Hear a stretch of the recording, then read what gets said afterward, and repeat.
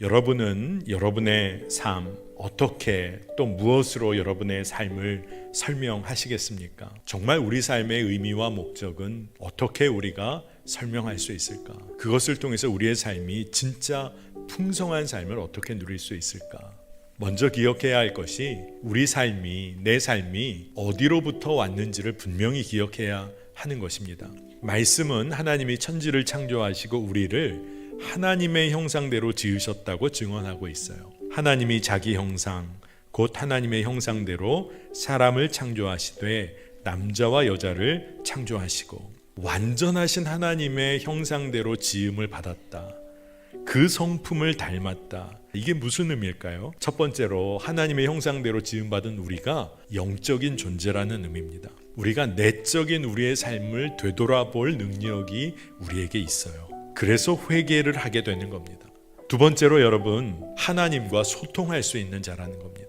하나님의 마음을 구하고 하나님의 뜻과 그 마음을 이해할 수 있는 존재라는 거예요. 이해하게 되니까 어때요? 그 뜻대로 살고 싶은 마음까지 드는 겁니다.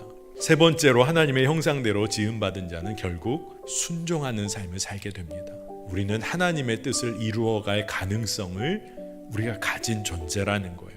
여러분, 그래서 기억해야 할 것이 있어요. 하나님께서 여기 계신 모든 분들을 창조하셨습니다. 그리고 한 사람도 빠짐없이 모두에게 사명을 주셨다는 거예요. 오늘 말씀을 보니까 모든 창조물들을 다스리라, 생육하고 번성하라, 이렇게 기록이 되어 있습니다. 모든 생명이 주님 안에서 풍성한 삶을 누리도록 하는 일에 우리가 부름을 받았다는 겁니다.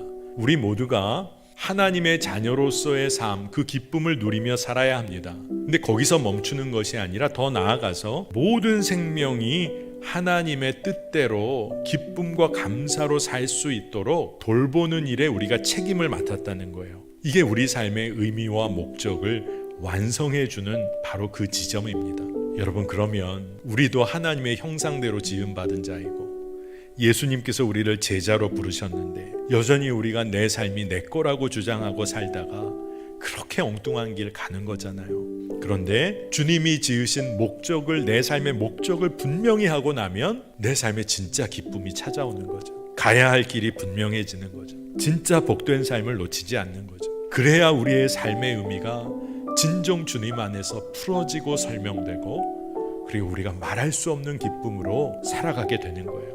우리의 삶의 시작이 하나님의 형상대로 지음받음으로부터 시작되었다. 여러분, 놓치지 마시기를 바랍니다. 자녀다운 삶을 사는 거예요. 그 은혜를 평생 누리시기를 축복합니다.